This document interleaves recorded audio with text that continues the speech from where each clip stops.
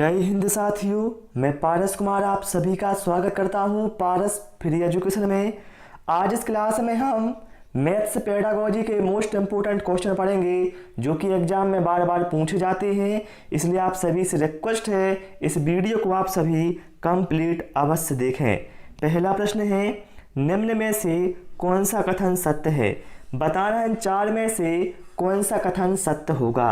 भाई यहाँ पर करेक्ट आंसर हमारा ऑप्शन ए के साथ जाएगा। हम सभी जानते हैं वर्ग की लंबाई और चौड़ाई बराबर होती है, अर्थात हम कह सकते हैं वर्ग की चारों भुजाएं कैसी हैं, बराबर होती हैं, जो कि एक विशेष प्रकार का आयत होता है। इसलिए यहीं पर हमारा करेक्ट आंसर ऑप्शन ए के साथ जाएगा।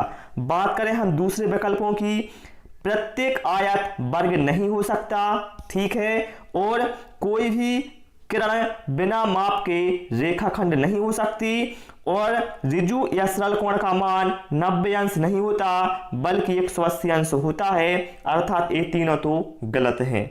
ठीक है, चलिए प्रश्न क्रमांक 2 पर आते हैं। और आप सभी लोगों से रिक्वेस्ट है, वीडियो पसंद आए वीडियो को लाइक और शेयर अवश्य करना और चैनल को भी सब्सक्राइब कर लेना। 1/4 को निरूपित करने का कौन सा तरीका गलत है? बताएं आप लोग, क्या होगा यहाँ पर करेक्ट आंसर? ध्यान रखिएगा, जब भी आप भिन्नात्मक रूप चित्र के द्वारा दर्शाएंगे तो उसमें समान भाग होना आवश्यक है। जैसे इसमें समान भाग हैं चारों, ये सही है। इसमें भी चारों भाग समान हैं, ये बिल्कुल सही 1/4 को दर्शा रहा है, ये भी सही है। लेकिन जो ऑप्शन बी में दिया है इसमें चारों भाग भैया समान नहीं है, अर्थात ये तरीका गलत है, अर्थात करेक्ट आंसर ऑप्शन बी के साथ यहां पर हमारा चला जाएगा। ठीक है, चलिए प्रश्न क्रमांक 3 पर आते हैं। निम्न में से असत्य कथन है। बताएं आप लोग इन 4 कथनों में से कौन सा कथन असत्य है? आप सभी लोग जल्दी से चारों ऑप्शनों को पढ़ लें और आंसर इसका कमेंट करें कि इसका आंसर क्या होगा। तो मेरे भाई इसमें करेक्ट आंसर होगा ऑप्शन सी। किन्हीं 3 रेखाओं से घिरी आकृति को त्रिभुज कहते हैं। ये परिभाषा भैया त्रिभुज की गलत है। आप कहोगे क्यों? क्योंकि त्रिभुज की परिभाषा ये कहती है किन्हीं 3 रेखाओं से घिरी हुई बंद आकृति को, आकृति कैसी होनी चाहिए? बंद आकृति होनी चाहिए, तभी वह त्रिभुज की परिभाषा होगी। अर्थात जो ऑप्शन सी है ये एक असत्य कथन है, जो कि हमारा करेक्ट आंसर हो जाएगा। समझ गए ना आप लोग? चलिए प्रश्न क्रमांक 4 पर आते हैं। कक्षा में गणित अध्यापक द्वारा विद्यार्थियों के साथ एक अच्छा संबंध विकसित करने के लिए उसे क्या करना चाहिए? सभी के साथ मित्रतापूर्ण व्यवहार करना चाहिए, अच्छे से बात करे, बच्चों से प्यार करे, या व्यक्तिगत ध्यान दे। साथियों, यदि गणित का अध्यापक चाहता है कि विद्यार्थियों के साथ उसका एक अच्छा संबंध विकसित हो तो इसके लिए शिक्षक को व्यक्तिगत ध्यान देना चाहिए। और इससे क्या है, यदि वो व्यक्तिगत ध्यान देगा तो शिक्षण अधिगम प्रक्रिया सुचारू रूप से होगी और साथ साथ बच्चों में शिक्षक के प्रति सम्मान भी बढ़ेगा, अर्थात एक अच्छा संबंध विकसित होगा। करेक्ट आंसर ऑप्शन डी के साथ यहां पर चला जाएगा। प्रश्न क्रमांक 5 पर आते हैं। भिन्नों का योग पढ़ाते समय शिक्षक को नीचे दी हुई एक त्रुटि ज्ञात हुई। एक भाई कक्षा शिक्षक था जो कि बच्चों को भिन्नों का योग पढ़ा रहा था। जैसा कि आप यहां पर देख सकते हैं 1/2 + 1/3 = 2/5। आप यहां पर देख रहे हैं ये यहां पर गलत किया है छात्रों ने, ठीक है।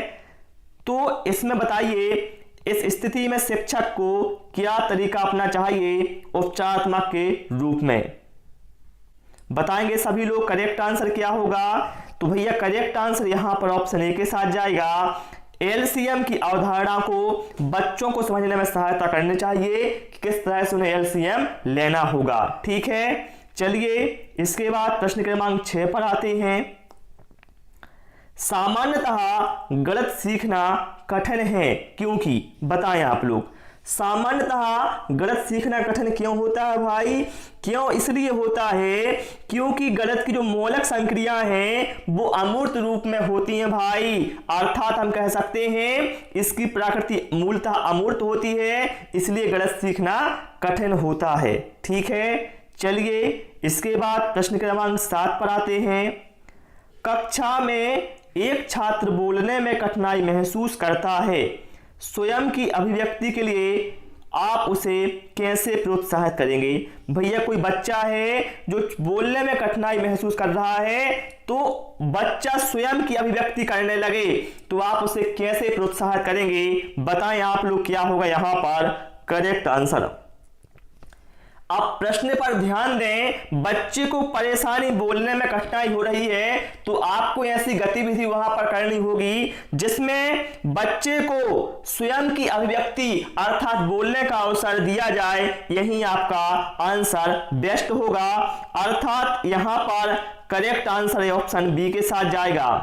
ऐसे खेलों का आप आयोजन करेंगे जिसमें बच्चा बोलना पसंद करेगा, ये बहुत अच्छा तरीका होगा। चलिए अगला प्रश्न है, विद्यालयों में गणित शिक्षण का मुख्य लक्षण क्या है? बताएंगे आप लोग क्या होगा इन 4 में से करेक्ट आंसर। तो विद्यालयों में जो गणित शिक्षण कार्य किया जाता है इसका मुख्य उद्देश्य है जो बच्चे हैं जिनकी विचार प्रक्रिया है उसको गणितीय रूप प्रदान करना, अर्थात करेक्ट आंसर ऑप्शन ए के साथ चला जाएगा। ठीक है, बच्चों की जो विचार प्रक्रिया है उसको गणितीय रूप प्रदान करना, ये यहां पर करेक्ट आंसर हो जाएगा। चलिए भाई प्रश्न क्रमांक 9 पर आते हैं। गणित के अधिगम के प्रति शिक्षार्थी की संवेदनशीलता जागृत करने के लिए प्रभावी उपाय क्या है? बताएं आप लोग क्या होगा यहां पर करेक्ट आंसर। ऑप्शन है, देखिए यहां विषम नहीं, यहां पर विषय है, सुधार लेना। विषय सामग्री को शिक्षार्थी के अनुभव के क्षेत्र से संबंधित करना, ये तो बिल्कुल सही है भैया। यदि आप उसे शिक्षार्थी के अनुभव से जोड़ते हैं तो उसे अधिगम में आसानी होगी। जो पढ़ाया जाना है उससे संबंधित प्राप्त पूर्व ज्ञान की जांच करना, ये भी सही है भैया, पूर्व ज्ञान की जांच भी करना चाहिए। शिक्षार्थियों को अवधारणाओं के अनुप्रयोगों से अवगत कराना, जिनमें दैनिक जीवन की स्थितियों से संबंधित अनुप्रयोगों को अधिक से अधिक प्राथमिकता दी जाए, ये भी बिल्कुल सही है, अर्थात करेक्ट आंसर ऑप्शन डी के साथ जाएगा। ये बिल्कुल सभी प्रभावी उपाय होंगे। चलिए भाई प्रश्न क्रमांक 10 पर आते हैं। गणित शिक्षण की आगमन विधि का सिद्धांत क्या है? आगमन विधि का बताएं इसमें से कौन सा सिद्धांत है? अज्ञात से अज्ञात की ओर, अज्ञात से ज्ञात की ओर, सामान्य से विशिष्ट की ओर, या फिर विशिष्ट से सामान्य की ओर? करेक्ट आंसर यहां पर ऑप्शन बी डी के साथ जाएगा। आगमन विधि का जो मुख्य सिद्धांत है वो क्या है? विशिष्ट से सामान्य की ओर। यदि पूछा जाए सामान्य से विशिष्ट की ओर एक किस विधि का सिद्धांत है तो भैया ये निगमन विधि का सिद्धांत है। अज्ञात से ज्ञात की ओर ये भी निगमन विधि का सिद्धांत है, ये भी आप ध्यान रखिएगा। क्लियर हुआ ना सभी को? चलिए इसके बाद प्रश्न क्रमांक 11 पर आते हैं और आप सभी लोग भी सारे प्रश्नों के आंसर कमेंट करते जाएं और बाद में जरूर बताना आपने कितने प्रश्नों के सही जवाब दिए हैं। यदि किसी लीप वर्ष का पहला दिन मंगलवार हो तो उस वर्ष का अंतिम दिन कौन सा होगा? बुधवार होगा क्या, मंगलवार होगा, सोमवार होगा, या फिर रविवार होगा? ध्यान रखिए भाई, यहां पर हम बात करेंगे सामान्य वर्ष की और लीप वर्ष की। जो साथियों सामान्य वर्ष होता है उस वर्ष का पहला दिन और अंतिम दिन कैसे होते हैं? दोनों बराबर होते हैं। लेकिन लीप वर्ष में जो पहला दिन होता है और वर्ष का अंतिम दिन होता है वह उससे एक ज्यादा होता है। तो यहां पर लीप वर्ष का पहला दिन कौन सा है? मंगलवार है। तो अंतिम दिन कौन सा होगा? बुधवार होगा। करेक्ट आंसर किसके साथ जाएगा? ऑप्शन ए के साथ जाएगा।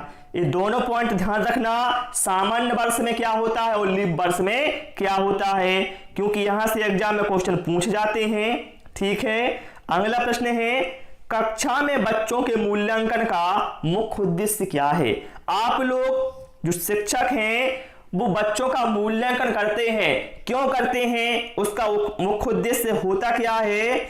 उसका भाई मेरे मुख्य उद्देश्य होता है कि बच्चों के बारे में शिक्षण से संबंधित जो भी जानकारी है वो शिक्षक को प्राप्त हो सके, कि आखिर बच्चा कितना सीख रहा है। वो पूरी जानकारी मूल्यांकन के माध्यम से बच्चे की शिक्षक को प्राप्त हो जाती है। इसलिए यहां पर करेक्ट आंसर ऑप्शन बी के साथ हमारा चला जाएगा कि बच्चों के तुलनात्मक प्रावीण्यता की जानकारी शिक्षक को प्राप्त। ठीक है, ये होगा यहां पर करेक्ट आंसर। चलिए अगला प्रश्न क्या है? यदि एक शिक्षार्थी की बुद्धि लब्धि 100 हो तो इसका आशय है कि भैया मेरे हम सभी को पता है, क्या पता है कि बुद्धि लब्धि बराबर क्या होता है?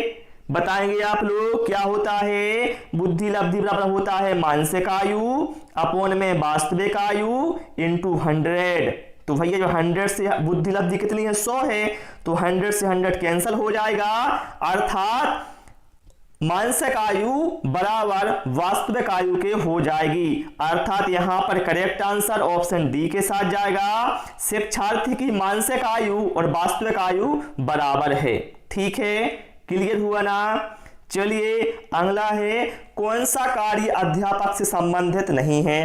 भैया योजना बनाना ये तो बिल्कुल सही है, शिक्षण कार्य अध्यापक से संबंधित है, बच्चों को मार्गदर्शन देना ये भी संबंधित है, लेकिन बजट बनाना